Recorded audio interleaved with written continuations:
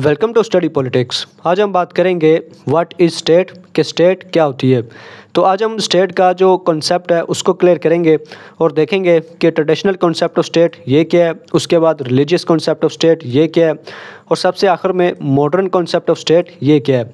तो आज हम ये सारी चीज़ें देखेंगे और स्टेट के हवाले से जो अपना कॉन्सेप्ट है उसको क्लियर करेंगे। तो आइए इसको शुरू करते हैं। वीडियो शुरू करने से पहले मैं आपको ये बताना चाहता हूँ कि इसी टॉपिक पे मेरी एक वीडियो और भी है जो आज से तकरीबन 3 से 4 साल पहले मैंने बनाई थी, व्हाट इज़ स्टेट, स्टेट क्या है।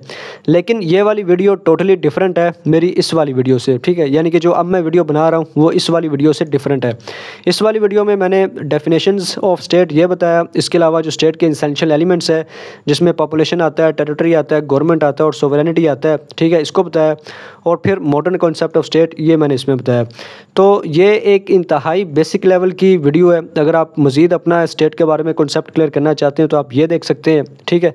आज की वीडियो में हम थोड़ा ब्रॉडर लेवल पर देखेंगे कि ट्रेडिशनली यानी कि एंशिएंट ग्रीक में स्टेट को क्या समझा जाता था, फिर रिलीजियस कॉन्सेप्ट स्टेट ऑगस्टाइन का वो क्या है, और मॉडर्न यानी कि आज के दौर में स्टेट किस तरह की है। तो आइए अब इसको शुरू करते हैं।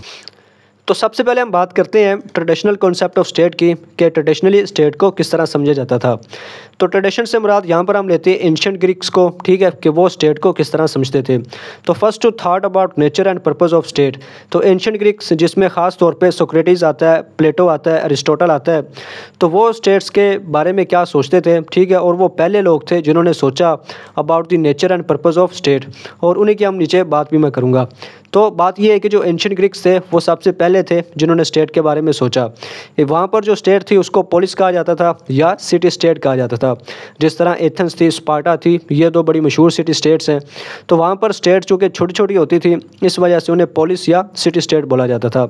अब सबसे अहम बात, their concept of state was ethical, ठीक है। अब ये जो हमने लिखा है ट्रेडिशनल कॉन्सेप्ट ऑफ स्टेट जिसमें ख़ास तौर पे एंशिएंट ग्रीक्स आते हैं, तो उनका जो कॉन्सेप्ट ऑफ स्टेट था वो एथिकल था यानी इखलाकी था। It existed to realise good, it से मुराद state, state existed to realise good. State किस वजह से है, ताकि गुड रियलाइज़ हो, अच्छी चीज़ें हो, ठीक है, एथिकली अच्छी चीज़ें हों। अब वो क्या क्या हैं वो हम नीचे देखते हैं। अब अरिस्टोटल क्या कहते हैं, अरिस्टोटल कहते हैं कि the state came into being, state किस वजह से वजूद में आई है, टू मेक लाइफ पॉसिबल, कि जो लाइफ है वो पॉसिबल हो सके। यानी स्टेट अगर ना हो तो आपकी लाइफ भी पॉसिबल नहीं हो सकती। It continues to exist to make it good, ये मुसलसल जारी रहती है टू मेक इट गुड, उसे मज़ीद अच्छा बनाने के लिए। यानी स्टेट वजूद में इस वजह से आई है कि हमारी जो लाइफ है वो पॉसिबल हो सके और ये मज़ीद कंटिन्यूसली चल रही है ताकि वो उसको मज़ीद अच्छा बना सके। तो यहाँ से हम अंदाज़ा लगा सकते हैं कि अरिस्टोटल स्टेट को किस तरह से देखते थे। उनके नज़दीक जो स्टेट है उसका जो पर्पज़ है वो एथिकल है, ठीक है। ये इस वजह से बनी है कि लाइफ पॉसिबल हो सके। स्टेट इस वजह से नहीं बनी कि इसमें लेजिस्लेचर हो, इसमें एग्जेक्टिव हो, इसमें जुडिशरी हो, इसमें आइन साजी हो, लॉज बने, प्रिजन हो यानी सज़ाएँ मिले या इस तरह की चीज़ें। इन्होंने इस तरह की बात नहीं की। इन्होंने कहा है कि स्टेट इस वजह से वजूद में आई है कि हमारी लाइफ पॉसिबल हो सके, क्योंकि स्टेट जो होती है वहाँ पर सारे लोग मिलजुल कर रहते हैं, वहाँ पर एक सोशल लाइफ होती है और सोशल लाइफ के अंदर आप अपनी रीज़न यूज़ करते हैं। ये अरिस्टोटल की थ्योरी है कि आप सोशल लाइफ के अंदर यानी स्टेट के अंदर अपनी रीज़न यूज़ करते हैं, और जब कोई इंसान अपनी रीज़न को यूज़ करता है और ख़ास तौर पे सोशल लाइफ में यूज़ करता है जो कि उसे स्टेट प्रोवाइड करती है, तो वो फिर एक परफेक्ट इंसान बनता है, ठीक है। तो स्टेट वजूद में आई है कि लाइफ पॉसिबल हो सके और ये मुसलसल जारी रहती है कि लाइफ को अच्छा बनाया जा सके, ठीक है। तो यहाँ पर जो रोड ऑफ मैयर है वो इंसान है यानी कि मैन है, कि इंसान की ज़िंदगी कैसे अच्छी हो सकती है और ये कैसे हो सकती है स्टेट के अंदर रहकर। तो ये एक की पॉइंट है यहाँ पर। इसी तरह good life, equal and full participation in all activities of the state. तो अरिस्टोटल के मुताबिक जो एक अच्छी लाइफ है, ठीक है, वो कैसे अचीव हो सकती है कि आप इक्वल एंड फुल पार्टिसिपेशन करें in all the activities of the state. Basically यहाँ पर जो अरिस्टोटल की थ्योरी है उसमें वो कहते हैं कि इंसान जब अपनी रीज़न यूज़ करता है तो वो परफेक्ट इंसान बन जाता है। लेकिन रीज़न ये नहीं है कि आप घर बैठ के इस्तेमाल कर रहे हैं, रीज़न आप इस्तेमाल करेंगे full participation in all the activities of the state. State की जितनी भी एक्टिविटीज़ हैं जहाँ पर सोशली आप दूसरे लोगों से इंटरेक्ट करते हैं, तो वहाँ पर जब आप अपनी रीज़न को यूज़ करते हैं तो फिर आप अपनी एक गुड लाइफ बनाते हैं। तो इस तरह से स्टेट इंसान की लाइफ को गुड बनाने के लिए, अच्छा बनाने के लिए अपना रोल प्ले करती है। तो ये एक कॉन्सेप्ट ऑफ स्टेट का। इसी तरह प्लेटो क्या कहते हैं, ठीक है, जो प्लेटो है ये सोक्रेटिस के स्टूडेंट है और जो अरिस्टोटल है ये प्लेटो का स्टूडेंट है। तो प्लेटो जो अरिस्टोटल का उस्ताद है वो क्या कहता है, प्लेटो कहता है, प्लेटो अपनी स्टेट की थ्योरी देने से पहले जस्टिस को डिस्क्राइब करता है। प्लेटो कहता है कि justice is doing the thing for which an individual is by nature fit, यानी कि नेचुरली आप जिस चीज़ के लिए फ़िट हैं, जो सलाहियत आपके अंदर नेचुरली है, अगर आप वो कर रहे हैं तो इसका मतलब है कि ये जस्टिस है, ठीक है, ये इंसाफ है। अब state exist to attain the ideas of good and virtue, तो जो स्टेट है ये इसलिए एग्जिस्ट करती है कि ये जो ऊपर उसने बात की है कि जो इंडिविजुअल है, for which an individual is by nature fit, के इंडिविजुअल अगर वो काम कर रहा है जिसके लिए नेचुरली वो फिट है तो इसका मतलब ये जस्टिस है। अब ये जो जस्टिस का आइडिया है, ये जो जस्टिस का आइडियल है, इसको अचीव करने के लिए स्टेट बनी है, यानी state exist to attain the ideas of good and virtue. अब जिस तरह इसने जो इंसान थे उसको 3 कैटेगरीज में डिवाइड किया था, यानी कि एक तरफ आर्टिज़न थे, ठीक है, दूसरी तरफ जो सोल्जर्स थे, ठीक है, फिर तीसरे नंबर पर फिलोसोफर थे। अब जो आर्टिज़न थे, प्लेटो कहता था कि ये सिर्फ अपना काम करेंगे, ये सोल्जर्स की कामों में मुदाखलत नहीं करेंगे। जो सोल्जर्स हैं ये स्टेट को प्रोटेक्ट करेंगे, ठीक है, यानी सिपाहियों वाला बहादुरी का काम करेंगे, ये दूसरों की एक्टिविटीज़ में मुदाखलत नहीं करेंगे। और सबसे आखिर पे आता है फिलोसोफर रूलर, ये इन बाकी 2 पे रूल करेंगे, ठीक है, ये स्टेट के जो अफेयर हैं उसको चलाएंगे। अब इसमें इसका अपना कॉन्सेप्ट आता है फिलोसोफर किंग का, ठीक है, वो आप मेरी वेस्टर्न पॉलिटिकल थॉट पे वीडियो देखेंगे तो वहाँ पे आपको ज़्यादा क्लियर होगा। मुख्तसर बात ये कि प्लेटो कहता है कि हर इंसान जिस काम के लिए बना है उसको वो काम करना चाहिए। आर्टिज़न वो काम करे जिसके लिए वो बने हैं, सोल्जर वो काम करे जिसके लिए वो बने हैं, और जो फिलोसोफर किंग है वो वही काम करे जिसके लिए वो फिट है। अब जो स्टेट है ये इसलिए एग्जिस्ट करती है कि ये इस चीज़ को रियलाइज़ कर सके, यानी ये जो आर्टिज़न है उसको आर्टिज़न के कामों में लगा सके, सोल्जर सोल्जर वाला काम करे, और जो फिलोसोफर है वो रूल करे। तो जब ये वाला आइडियल अचीव हो जाएगा, ठीक है, तो फिर जो है वो गुड और वर्चू ये अचीव हो जाएगी, यानी कि आप एथिकली अच्छे तरीके से निज़ाम लेके चल रहे हैं। तो ये एक ट्रेडिशनल कॉन्सेप्ट ऑफ स्टेट था, ठीक है, जिसमें बेसिक जो तवज्जो थी वो एथिक्स की तरफ दी गई कि ये एक एथिकल है कि आपने इंसान की ज़िंदगी को अच्छा बनाना है। तो स्टेट इसलिए एग्जिस्ट करती है कि इंसान अपनी लाइफ को अच्छे तरीके से गुजार सके। अब हम इसको आगे देखते हैं। इसके बाद रिलीजियस कॉन्सेप्ट ऑफ स्टेट है, जो कि हमें सेंट ऑगस्टाइन की राइटिंग से मिलता है। सेंट ऑगस्टाइन ने अपनी एक किताब लिखी द सिटी ऑफ गॉड, उससे ये सारे आइडियाज़ हम लेते हैं। अब वो उसमें क्या कहते हैं कि मैन हैज़ ड्यूल नेचर, इंसान की 2 तरह की नेचर है, एक टेम्पोरल है, ठीक है, जो कि फ़ानी है यानी कि सार्जी दुनिया के लिए, और एक स्पिरिचुअल है और एक रूहानी है।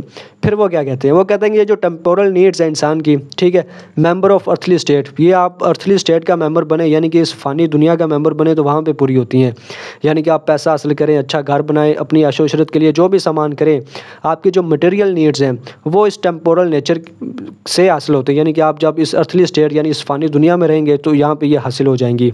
लेकिन सेंट ऑगस्टाइन कहते हैं कि इस टेम्पोरल नेचर, ये जो आपकी टेम्पोरल नेचर है और अर्थली स्टेट में ये हासिल होती है, यहाँ पर आपकी जो स्पिरिचुअल नीड्स हैं ये पूरी नहीं हो सकती। अब ये कहाँ पे पूरी होंगी? Spiritual needs by becoming the member of the city of God. अगर आपने अपनी स्पिरिचुअल नीड्स को पूरा करना है तो आपको क्या बनना पड़ेगा? Member of the city of God, खुदा के शहर का मेंबर बनना पड़ेगा। और वो कैसे हो सकता है? थ्रू चर्च, चर्च के ज़रिए आप खुदा के जो सिटी है, खुदा का शहर है, उसका मेंबर बन सकते हैं। अब ये एक बड़ी अहम चीज़ है कि जो टेम्पोरल नीड्स हैं तो वो आपकी इस दुनिया में पूरी होंगी, जो स्पिरिचुअल नीड्स हैं वो होने तो इस दुनिया में ही पूरी हैं लेकिन चर्च के ज़रिए। अब वो क्या कहते हैं कि मैन ओबे स्टेट, अब यहाँ पे जो कॉन्सेप्ट ऑफ स्टेट है वो आ जाता है। Man obey state only when it has Christian way of life, कि आप सिर्फ उसी सूरत में स्टेट को ओबे करेंगे अगर it has Christian way of life, यानी क्रिश्चियन से मुराद यहाँ पे हम रिलीजन लेंगे कि अगर स्टेट मजहबी तौर पे ऑर्गेनाइज्ड है, मजहबी तौर पे चीज़ों को लेके चल रही है तो फिर आप स्टेट को ओबे करेंगे, अदरवाइज़ आप नहीं ओबे करेंगे। As start by Jesus Christ, जैसे हज़रत ईसा अलैहिस्सलाम ने सिखाया, पढ़ाया, बताया, अगर तो स्टेट के अफेयर उस तरीके से चल रहे हैं तो फिर तो ठीक है, अदरवाइज़ आप स्टेट को ओबे नहीं करेंगे। तो स्टेट का पर्पस क्या हुआ? यहाँ पे स्टेट की कॉन्सेप्शन क्या हुई? स्टेट की कॉन्सेप्शन यहाँ पे ये हुई कि अगर तो स्टेट मजहबी तौर से यानी कि क्रिश्चियन वैल्यूज़ से अपने मामलात को चला रही है तो फिर वो ठीक है, अदरवाइज़ वो ठीक नहीं है। State is subject to the will of God, अब जैसा खुदा चाहेगा स्टेट वही करेगी, और खुदा क्या चाहता है? जो बाइबल में लिखा है। यानी अगर हम क्रिश्चियन मज़हब को सामने रखें तो खुदा क्या चाहता है? जो बाइबल में लिखा है। तो state is subject to the will of God, तो जैसे बाइबल कहती है वैसे आप स्टेट के अफेयर को चलाएँ तो ठीक है, अदरवाइज़ नहीं ठीक। Obedience to to the law of the state and authority is justified only when it is according to the Christian values. अगर जो ओबीडियंस टू द लॉ है, स्टेट के जो लॉज हैं और जो अथॉरिटी है वो ईसाई मज़हब के मुताबिक चीज़ों को लेके चल रही है तो ठीक है, अदरवाइज़ वो जस्टिफाइड नहीं है। अब इसमें एक और बड़ा पॉइंट आता है सेंट ऑगस्टाइन का जो पॉलिटिकल थाट है उसमें भी, कि as far this mortal life, ठीक है, ये जो फ़ानी ज़िंदगी है, ठीक है, जिसने एक दिन ख़त्म हो जाना है, तो as for this mortal life which ends after few days course, जिसने चंद दिनों में ख़त्म हो जाना है, what does it matter under whose rule a man lives. तो सेंट ऑगस्टाइन कहते हैं कि क्या फ़र्क पड़ता है कि आप किसके रूल में रह रहे हैं, आया कि वो डिक्टेटर है, डेमोक्रेटिक बंदा है, पढ़ा लिखा है, नहीं पढ़ा लिखा, जाबिर है, जालिम है, अच्छा है, जो कुछ भी है, व्हाट डज़ इट मैटर, क्या फ़र्क पड़ता है under whose rule a man lives, कि किसके रूल में बंदा रह रहा है। क्यों? क्योंकि जो ज़िंदगी है वो फ़ानी है, जो कि चंद दिन की है और इसने ख़त्म हो जाना है। फिर वो कहते हैं कि being so soon to die, कि जिसने जल्दी मर जाना है, provided that the rulers do not force him to commit impious and unjust acts. तो सेंट ऑगस्टाइन यहाँ पे ये कह रहे हैं कि आप स्टेट को फॉलो कर सकते हैं, ठीक है, इस बात से कोई फ़र्क नहीं पड़ता कि आप किसकी हुक्मरानी में रह रहे हैं, चाहे वो जालिम है, जाबर है, जो कुछ मर्ज़ी है, ठीक है, हमारी ज़िंदगी आर्जी है, फ़ानी है, हमने तो मर जाना है। लेकिन वो एक कंडीशन सेट कर देते हैं कि अगर तो वो जालिम और जाबर आपको फोर्स नहीं कर रहा, यानी कि अगर तो वो आपको फोर्स कर रहा है कि आप इम्पियस यानी कि बदअमाल करें या गैर इंसाफ़ी वाले काम करें, तो फिर आप उसके ख़िलाफ़ रिबेल कर सकते हैं, अदरवाइज़ आप उसके ख़िलाफ़ रिबेल नहीं कर सकते। तो यहाँ से हमें एक रिलीजियस कॉन्सेप्ट ऑफ स्टेट मिलता है, जिसमें सेंट ऑगस्टाइन हमें बताते हैं कि अगर स्टेट की ऑर्गेनाइजेशन क्रिश्चियन वैल्यूज़ के मुताबिक है, जैसा कि हज़रत ईसा अलैहिस्सलाम ने सिखाया, तो ठीक है, अदरवाइज़ आप स्टेट को फॉलो नहीं कर सकते। तो इसको हम आगे देखते हैं। इसके बाद आता है मॉडर्न कॉन्सेप्ट ऑफ स्टेट, कि आज के दौर में स्टेट को किस तरह से अंडरस्टैंड किया जाता है। तो आज की जो स्टेट है वो सेकुलर स्टेट है, और सेकुलर से आप सब जानते हैं कि secularism refers to the suppression of religion from political and state institution. क्या आपकी जो पॉलिटिकल और स्टेट इंस्टीट्यूशन है उससे रिलीजन अलहदा हो चुका है, ठीक है, मज़हब और रियासत अलग-अलग चीज़ें हैं। मज़हब रियासत के मामलात में दखलंदाजी नहीं करेगी और रियासत मज़हब के मामलात में दखलंदाजी नहीं करेगी। Modern state is neutral, modern state neutral है। मॉडर्न स्टेट जो है वो किसी एक मज़हब को प्रमोट नहीं करती, यानी कि आप ये नहीं कह सकते कि ये जो मज़हब है, ये स्टेट रिलीजन है, सारे बंदे इसी को फॉलो करें, ठीक है, या स्टेट किसी दूसरे को सपोर्ट करे या किसी को सप्रेस करे कि ये रिलीजन है, इसको सप्रेस किया जाना चाहिए। जो मॉडर्न स्टेट है वो न्यूट्रल है, ठीक है, उसमें उसमें जो स्टेट और रिलीजन है ये डिफरेंट चीज़ें हैं। तो मॉडर्न स्टेट में हमें ये एक कंसेप्शन मिलती है कि ये एक सेकुलर स्टेट है। नंबर 2, नेशनलिज्म का एलिमेंट हमें मिलता है कि people who are conscious of their separate and independent national identity under their separate and independent state.